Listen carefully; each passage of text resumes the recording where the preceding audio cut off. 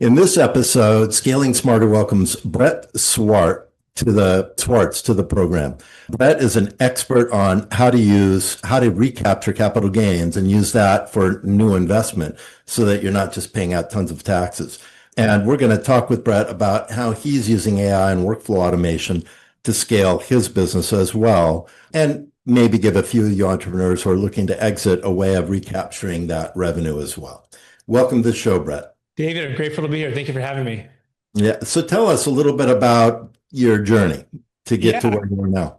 Yeah. So I started out, I think I call it like semi-entrepreneur because I worked for a commercial real estate brokerage company where it was 100% commission, 100% sales, and no benefits, no salary, nothing. And this was in 2006 in Sacramento, California. So I help people buy and sell multifamily properties. But I basically would serve a kind of I call them mini real estate entrepreneurs. They own these portfolios of real estate properties that are basically going to Mhm. become their businesses. And then they scale that by doing what's called 1031 exchanges and moving the properties up. And so I basically was a consultant that helped them buy and sell these investment real estate properties and run them really well. And so fast forward, I learned about some tax deferral strategies. And so Mhm. we best positioned to serve the person you once were, or the people you used to serve. But I found as I helped these entrepreneur real estate people build their businesses in real estate, their next problem was the capital gains tax. And so we expanded our services and really niched in on a deferral strategy to help them scale more and do it more efficiently. And so, yeah, that's all we do now is we build capital gains tax exit plans, and then we help real estate mainly people exit or business people exit, defer tax, and then reinvest the funds to grow their next business venture or their passive real estate or passive income plan. So tell me how you've used, because you're in a growing business yourself, right? So how have you used AI and workflow automation to scale what you're doing?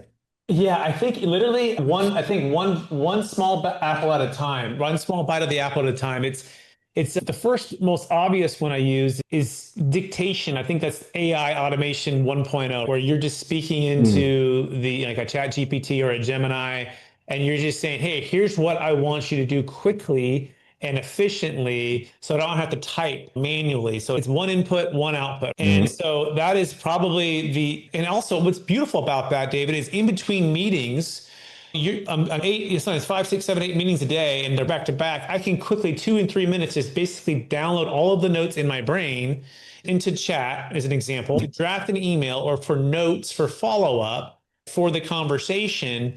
And I just speak to chat and just say, hey, help me do this, draft this email, take down these notes. And it quickly, efficiently kind of brain dumps all of that in there. And boom, I can move on to my next meeting. And then it's pre-drafted for me to send in an hour. So I think that's the first way I've really used it is to accelerate communication on the follow-up, because our conversations can go for an hour. And if I can quickly summarize that and get that email out, that helps me to take the part of my brain that doesn't have to think about it later.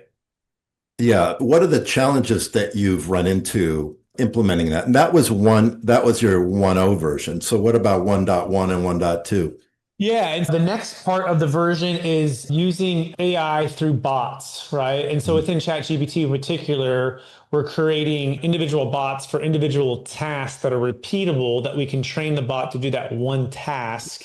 And we can put some general information into there. And an example might be write a newsletter to our avatar, to our current avatar, and make a call to action and weave in our service that we're using, but take this information or take this transcript or take this video interview that I just did and listen to read that and then create this thing. So email sequencing, a newsletter, a blog post. We've recently built one, I think, with Gumloop, where you drop the YouTube link into the loop that it's my team created. And then all you do that, and then it'll automatically create a Google blog post draft for you to review. So Mhm. one, it goes through the entire process, boom, it has the SEO. So obviously creates a little image. And so that is our 2.0 version bot slash now moving into more of an agent. Still Mhm. takes some manual stuff and some review, but we're trying to continue on in that process. And that's called Gunloop. That's not a program I'm familiar with. Yeah, I think it's Gumloop. Yeah, so Lindy.ai, Gumloop are the two that were Gemini. We chat has been our main one for 80 to 90%. Yeah. We're branching out into some of these other ones that seem that are a little more, I feel like a little more friendly. I will also mention in chat, it's been very helpful to do the custom instructions for Yeah. individual projects and also custom instructions for the whole. So really making sure that you're set up properly. But then the Mhm. projects have been very helpful. So each of my team members have their own name for their projects that helps to organize the flow there. And then the custom projects, you can give custom instructions. And I think the answer to your question is we're trying to every single day flex the muscle of AI. And we Mhm. feel that if we don't, we're going to be left behind. We don't want to be left behind, and we want to be more efficient, make a bigger Mhm. impact, grow our business.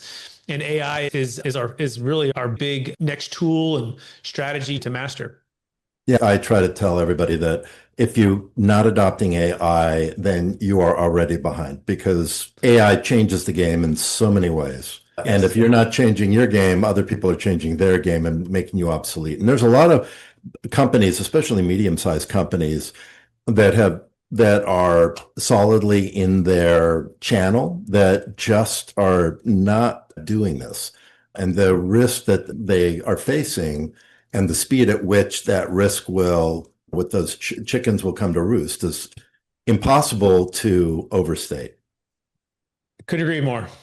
Yeah. So what are some of the big challenges that you've had trying to adopt AI? Yeah, I think really setting aside the time. I think Dan Martell says, buy back your time, like really time blocking. In fact, this week, it's funny we're having this conversation because typically I'm doing podcasts on more of just the real estate and the exiting and the tax stuff. I love that we're having this conversation. But I set a whole hour with three of my team members and said, Mhm. all we're going to do and all we're going to do is focus on training and talking and masterminding on AI every Wednesday at this time, right? And then so I'd say the challenge before was really just not taking the time to focus on it, and so it would be sporadic, like watching a YouTube video or a short or something online, and Mhm. like you're getting excited about it, but then you're like, oh man, then the next thing's coming out, next thing coming out, and you're just getting hit by these waves, and it's whoa, I've got to get really intentional about it. So I actually don't Right. think difficult in the idea, but you've got to plan it. You got to put it on the calendar. And so I would just say the fact that it just takes me this long to put it on the calendar. Now I've told my team, like, hey team, I want you guys to all adopt AI. I want you, but what I found as an entrepreneur is like if you don't go first, you get a little push in the beginning when you tell them to do something. But if you're not Mhm. an entrepreneur in the front pulling the rope, like pulling the Yeah. whole team to the adoption of the culture, then you're going to get short-term compliance Yes. versus long-term adoption. And so now what I'm doing, I would say, is I'm getting out of my own way. I've hired a couple more team members to take some stuff off my plate. And now what I'm doing is I'm putting on the yoke, if you will, of AI, and I'm starting to charge forward. And I'm telling my team members to come with me on this journey. And we're going to be moving from an hour a week to a full day, an entire Mhm. day of all we're going to do is say, what are the repeated tasks? Okay. What are the things that we can do with AI? And take a bite out of the apple. Okay, today we're going to Mhm. tackle this one for blogs, or this one for YouTube scripts, or this one for Mhm. invoicing, and just this one tool, this one agent. And so I would say get out of my own way is the answer to the question. Yeah. So how about using AI to create reoccurring revenue or automated tools that help you deliver, like a chatbot that's an expert on capital gain strategies or things like that? It's a great question. So we haven't got to that level yet per se. We have some bots that we've created, and we're exploring the idea of taking all of my thought leadership. I wrote a best-selling book called Building a Capital Gains Tax Exit Plan, and basically feeding the bot like all of it, boom, and saying Mhm. basically in Brett's voice, how would you answer this question, and have our team do that. So we know of the idea. We haven't quite. We've done some low level of that, Mhm. but I love the idea. We want to move towards that. The agents, the bots, the expert part of it. Mhm. That is definitely the next step for sure. Yeah, and then maybe even monetizing that. Yeah, monetize. That's a great question on the thing. So our model is one of someone exits a $10 million business, has 3 million of tax. We defer all of it, and then we help them manage the capital and then move. And that's how we get paid on a recurring model. So that would Mhm. be interesting to see what that looks like, and always open to ideas for that. That's interesting. So I always ask everybody this question. If you didn't have any technical limitations and there was no budget restriction, what problem would you solve? So besides the one I'm already solving now, which is the $100 trillion transfer in the next 5 to 15 years, which is known as the largest wealth transfer in the history of the planet, and 10,000 baby boomers turning 65 every single day in the US alone. There's about 80 million in the US alone. And this tsunami of wealth is either going to get taxed, David, or it's going to be deferred or tax efficient. And we believe that this will be one of the biggest impacts that the world has ever seen, or the biggest loss or the biggest gain for humanity because of the sheer size of the wealth that's transferring. And we call this Mhm. the stewardship and the reverse Tea Party of American capital, and really Mhm. mostly the world's capital, because America is probably the richest in the world.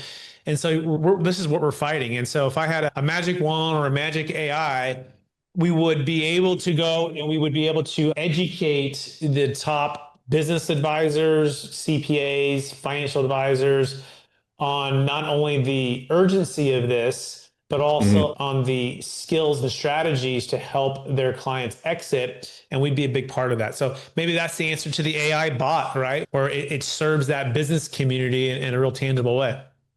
Interesting. I was even thinking that it could identify people that are about to make that transfer and short circuit them from paying those taxes.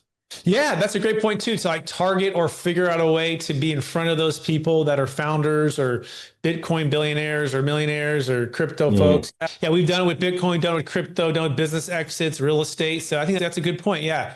Have it just go and search for and find and put stuff in front of them. I think that's a great idea. Yeah. And then do you have a book recommendation, a book that you really love, you think people Yeah, should read? so Bible always. So if you haven't read the Bible yet, read the Bible. It's actually the most sold book in the history of the world, and it's number one Mhm. bestseller every single year in the world. So the Bible, outside of the Bible, I would say Never Split the Difference is really good, David. It's a book about communication, negotiation, and really human relationships. A gentleman named Chris Voss. And what I love about it, more than just the book, actually, it's the master class that he gives. It's an app you Mhm. can download, and it's called The Art of Negotiation. And it breaks down the ways that you and I can communicate with our family, business partners, negotiating. It's an amazing masterclass, is what I would say. The book is good too, but I think for a lot of entrepreneurs, like really visual hands-on is really helpful. Okay, great. Brett, I really appreciate you coming on to Scaling Smarter. And just as a reminder to my audience, anybody struggling with software automation issues, an existing team, or just looking to accelerate and figure out how to adopt AI and workflow automation in your business, which can give you 10x gains and growth, reach out to me, David Hirschfeld, and at techies, tekyz.com. And Brett, thank you for coming on to Scaling Smarter. Thanks, David.